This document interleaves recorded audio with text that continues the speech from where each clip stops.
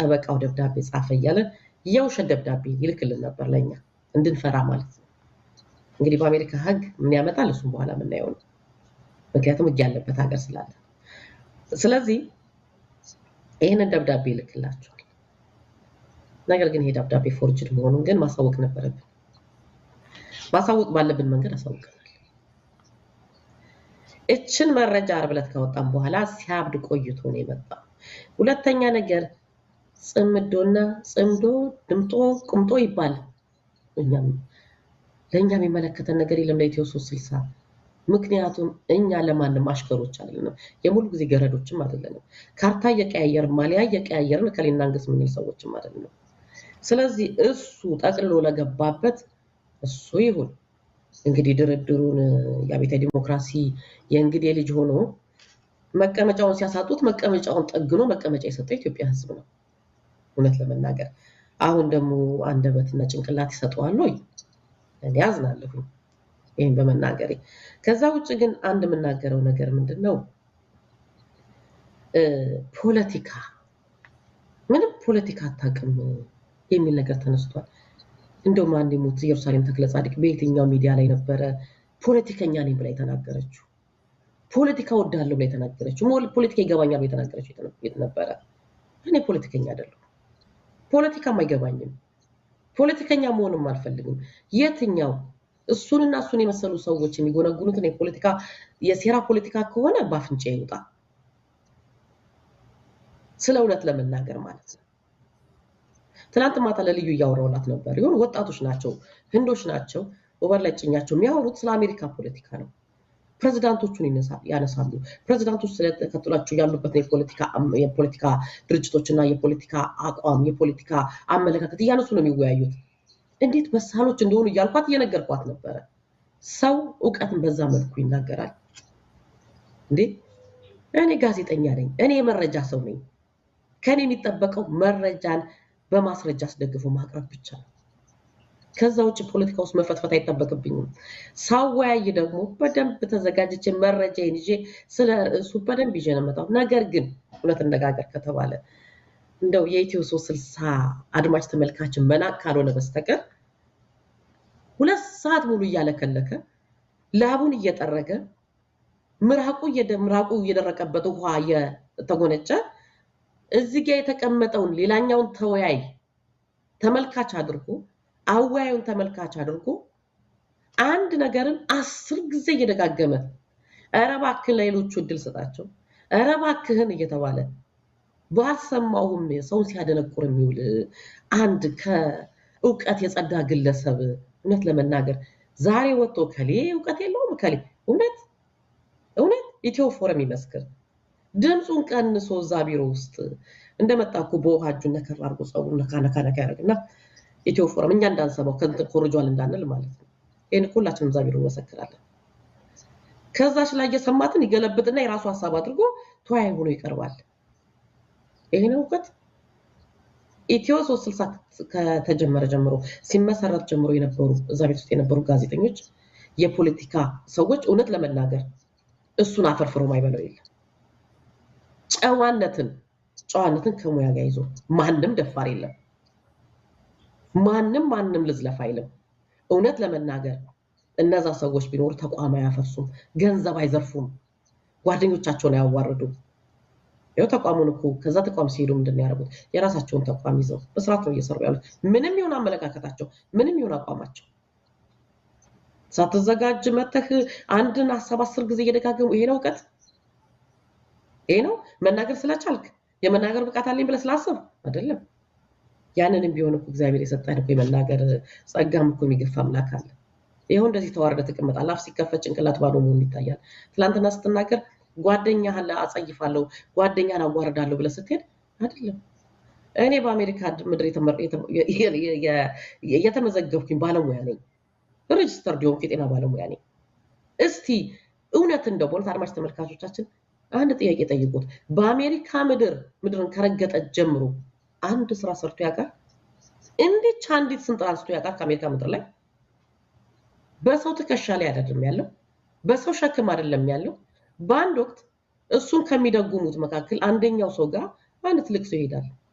ድጋፍ ሊጠይቀው ነው ሄደው ትልቅ ሰው ነው እና ባክህን ቸግሮኛል እርዳኝ ነው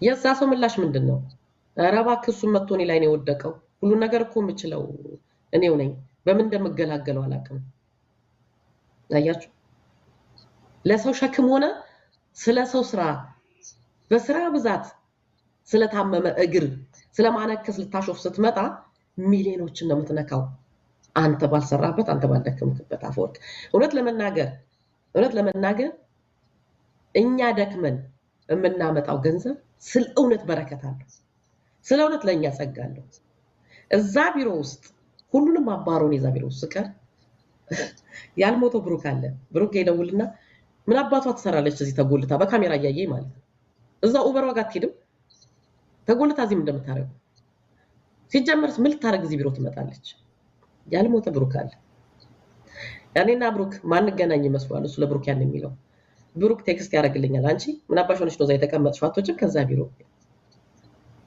ይሄን ያለው ለምን ደው ውጪ መባለው አንድ ነገር በግልጽ ልናገር አሜሪካ ውስጥ ያለው ስራ የሰው ሚስትን እንደማማገጥ ቀላል አይደለም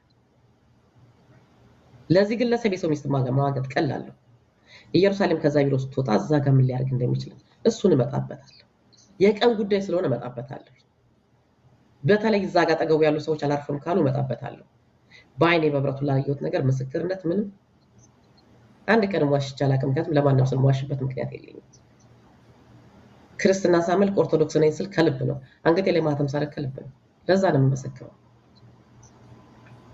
የተናገራቸው ነገሮች ሰዎችን ሲያናድዱ ሳንሲያዎች ሲያዝኑ አይቻለሁ በፍጹም ያሳዝኑ ለምን የሱን ማንነት በግልጽ ስላሳዩ እሱ በተናገረ ቁጥር እንዴት ነው የወረደው ለካስ እንዲህ አይነት ሰው ነው ወይ ከምን አይነቶቹ ጋር ነው ይኖርነው ድንክዮች አለ ያልገባው ነገር ግን የኛ ጨዋነት የኛ መልካምነት የኛ ዝምታ የሱን ብልግና ደብቆ መኖሩን ነው እኛ ነበርን እሱን ተሸክመን ይኖርነው ይሄንን ብልግና ይሄን ቆሻሻነት የተሸከምነው እኛ ነበር አንድ ሰው የጫማውን ሽታ ሳያጠፋ የጫማውን የሰውነቱን ሽታ ሳያጠፋ ሰው ለመናገር እውነት ሞራል አለው መጀመሪያ ካልሲውን ባጠበ ይሄን መናገር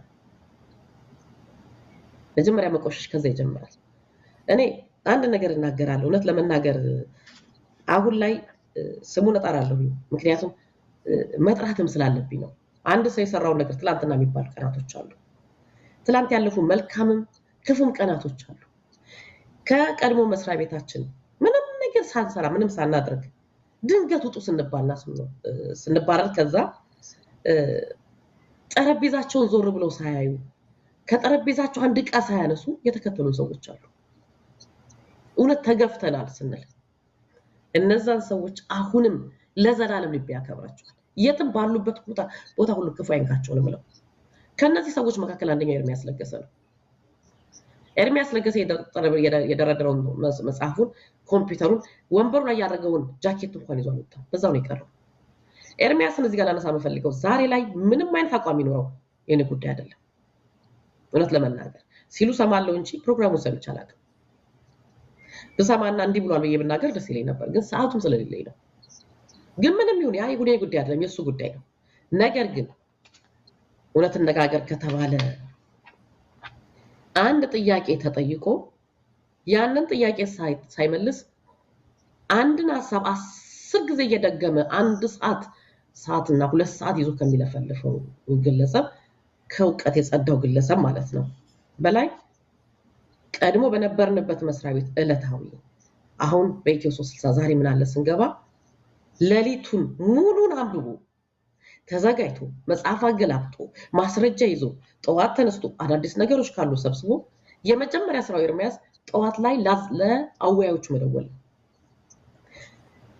የያዘው መረጃ ዜና የሚሆን ከሆነ ጠዋት ይደውላል እኔ አወያይ ሆንኩ ጄሪ መረጃ ነበርኝ አወያይ ካልሆንኩ ራሱ ዜና የሚሆን ነገር ካለ ይደውላል እንደዚህ አይነት መረጃ አለሽ ወይ ካለኝ አዋለኝ ከሌለኝ አው የለኝም አንቺ ጋር ምን አለ እንዴ ያለኝ ውይይት ላይ ብታነሱት ጥሩ ነው እንዴ አይነት ነገር አለ ስለ እውነት ለሙያው ለፕሮግራሙም ክብር ያለው ሰው ይሄን መናገር ፈልጋለሁ ይሄን ይላል 3-4 ዜና መረጃ ካለው ያው አንቺ እንደሚሆን አድርጊው እኔ ጽፌ ልኬያለሁ። ነገር ግን ኤርሚያስን ሲሰራ ግን በዚህኛው ግለሰብ ዘንድ ግን ምንድን የሚባለው ግሩፕ ይዘናልኛ ቡድንተኞች ነን። ኤርሚያስን እየደገፈን ነው። እዛ ኩርኩም አለ። ከዛስ 2 ሳምንት ፕሮግራም አልገባ እየተወያያችሁ እኮ ለየት ያለች ጥያቄ እንደው በስህተት ለየት ያለች ጥያቄ ከተጠየቀ እኮ በቃ 2 ሳምንት እንደው አንድ የሚያስቅ ነገር ልናገር አፈወርቅ እዚህ ጋር እንደው አንተም ታስታውሰዋለህ የመጨረሻው የበዓል ዝግጅት ላይ የኛ ቤቱን ሊዘርፍ ከመጡት ግለሰቦች እስከነሚስቱ ከነበረው ይሄው ግለሰብ አንደኛው እንግዳ እንበላ ሲል በገዛ ቤት እንግዳ ሊያደርገኝ የሞከረው ዝግጅት ላይ ማለት ነው። እዛ ዝግጅት ላይ አንድ ግለሰብ ተጋብዞ ነበር እዛው ጋር የነሱ አብሩ አፍራሽ ስለሆነም ስሙን መጥራትም አልፈልግም እና እዛ በዓል ላይ ብሩክን እንኳን አደረሰ አልኩኝ። እንኳን አደረሰ ብሩክ ያመቱ ሰው ይበል የልጆች አባት ያድርግ ብዬ አምሰን ታምናለህ? ምልክት የተሰጠው ኢንትሮ እንዲገባ ማለት ነው። እኔ አድማጭ ተመልካቹ ሂደቱን እንዲያው ነው የምናገረው። ይሄን ስለ እውነት ወቅቱ ሆኖ አይደለም ጊዜ ሆኖ አይደለም። ከዛ ኢንትሮ ካስገባ በኋላ እኔ ላይ ሊጮህ ነው የሞከረው። አልገባኝም ስለው ብሩክ እኮ አይገባም ብንደውልለት የለም መግባት አይፈልግም። ምንድነው ብሩክን እየጠራሽ የምታመሰግኘው? ብሩክ ምን እንኳን አደረሰ ማለት ምን ጥፋት አለው? ነግራችሁኛል። ለኔ ብሩክን ደውላችሁ እንዳጣችሁት ነግራችሁኛል። አላወቃችሁኝም። ተነጋግረናል። የጻፍክልኝ ቴክስት ይሆንና እኛ ከቢሮ እንገባለን፣ ብሩክ ከቤት ይገባል። ሲመጣ ደግሞ ብሩክ ሲመጣ የመስራቾች ትናንትና ከመሰረት ነው መስረተን ከመሰራቾቹ መካከል አሁን የቀረኑ እኛ ነን። ትናንት እንዴት አለፈ የሚለውን ነገር ብሩክ ይናገራል። ይሄን ያልኩት ምንድነው ጥፋቱ? ብሩክ መስራች አይደለም። በቃ መጣራት እኔ ልነግራችሁ አልችልም። እንዴት እንደሆነ እንዴት እንደጮኸ ልነግራችሁ አልችልም። እኔ ጥዬው ነው የወጣሁት። ምክንያቱም ተሰናብቻለሁ እዛ ፕሮግራም ላይ ከዛ በላይ መገኘትም አልፈልግም። ምክንያቱም ምን ሲሰራ እንደነበረ ስለማውቅ። በቀጣዩ ቀን ትንሽ ቀን ቆይቶ ስብሰባ ተጠራ። ስብሰባ ተጠርቶ ይሄው ባልና ሚስቶቹ ቤቱን አብረው ሊዘርፉና አሁን የጥቅም ተጋሪዎቹ ማለት የሌብነት ተጋሪዎቹ እንዴት መስራች እንዴት እዛ ስብሰባ ላይ ይባላል? መስራች እያልሽ ለኛ እንኳን ክብር ልሰጭን አልቻልሽ። የእውነተኛ ታሪክ ነው የምነግራችሁ። የነበረውን ኩርኩም ነው የምነግራችሁ። እኔ እዛ ቤት እንዴት ኢትዮ 360 ይሄን ያህል ዓመት መጣችሁ ካላችሁ እኔ ለተቋም ክብር አለኝ፣ ለሙያው ክብር አለኝ። ጋዜጠኝነት ማለት ፍቅር ነው። ስለ እውነት ለመናገር ለሰራበት ሰው ላወቀው ሰው አዳዲስ መረጃዎችን በየቀኑ ማግኘት ማለት በእውነት ለተገፋ ህዝብ ድምጽ መሆን እንዴት መታደል ነው፣ እንዴት መባረክ ነው። ለገባው ሰው ኢትዮ 360 እኮ ያስከበረን ቤት ነው።